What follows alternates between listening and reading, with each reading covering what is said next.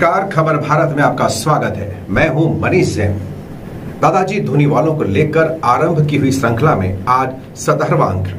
मित्रों, हर गुरुवार हमारा यह प्रयास होता है कि हमारे आराध्य, खंडवा के आराध्य दादाजी धूनीवाले यानी केशवानंद जी महाराज से जुड़ी कुछ अलौकिक लीलाओं से आपको रूबरू कराएं। दादाजी महाराज 1920-22 से लेकर के 1930 तक 10 वर्षों में अपनी लीलाएं नर्मदा के किनारे करते रहे। कभी साईखेड़ा में, कभी सोहागपुर में, कभी होशंगाबाद में, कभी बड़वा, यहां से होते हुए खंडवा तक में आए। ऐसी ही एक अलौकिक चर्चा की चर्चा हम आज के इस अंक में करेंगे। आइए देखते हैं। वाले मेरे हरियर वाले भोले भाले दादाजी खंडवा वाले, दादा धूनी वाले मेरे हरियर वाले भोले भाले दादाजी खंडवा वाले।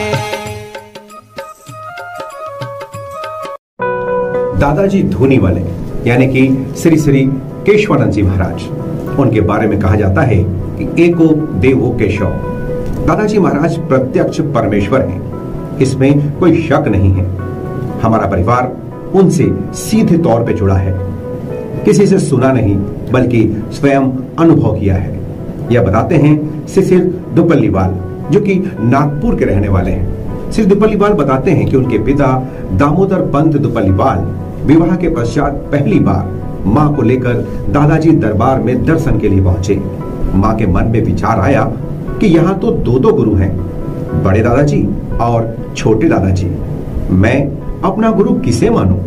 यह विचार मन में चल ही रहा था कि छोटे दादाजी महाराज श्री हरिहर भोले भगवान ने मां को बुलाया और कहा, एको देवो केशव।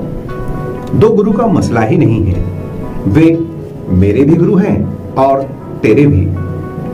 यह सुनते ही मां हतप्रत रह गई, अभिभूत हो गई। यह निवारण केवल और केवल दादाजी धूनीवालों के यहाँ है। श्री दुपल्लीवाल कहते हैं कि एक और घटना थी।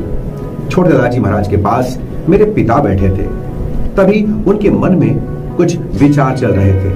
विचार आया कि दादाजी की खूब दया है, उनके बड़े भैया यानी सेठ मुरलीधर भी सब कुछ छोड़कर चले गए, साधु बन गए। मैं भी चला जाऊंगा, मेरा नाम स्वामी दयानंद हो जाएगा। ऐसे बहुत सारे विचार आते रहे।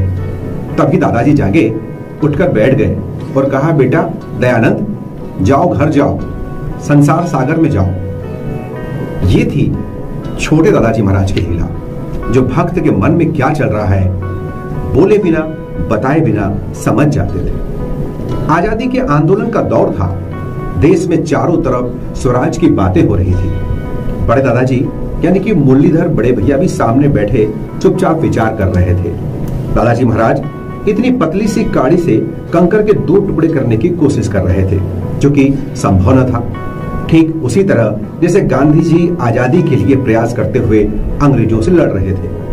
बड़े भैया ने सोचा, यदि आज इस लकड़ी की काड़ी से कंकर के 2 टुकड़े हो गए तो मैं मानूंगा देश को स्वराज मिल जाएगा। मन में ये विचार कौन ही रहा था कि देखते हैं कि उस कंकर के 2 टुकड़े हो गए। मानो संकेत मिला हो, देश को स्वराज जरूर मिलेगा। इतना ही नहीं, दादाजी महाराज ने मन की भावना समझ ली और यह भी कह दिया, मेरे देखत तो नहीं।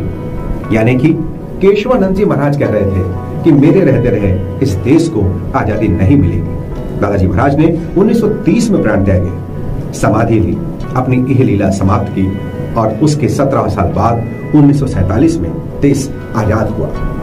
मेरे दादाजी धूनीवाले, मेरे हरियर जी भोले भाले, मेरे दादाजी धूनीवाले, मेरे हरियर जी भोले भाले, दर्शन तो हमको दो, दर्शन तो हमें दो।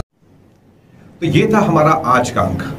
हमारा दादाजी धूनीवालों पर धारावाहिक आपको कैसा लगा हमें अवश्य बताएं। हमारे इस YouTube चैनल खबर भारत को लाइक करें, सब्सक्राइब करें और अपने इष्ट मित्रों तक इसे शेयर करना न भूलें।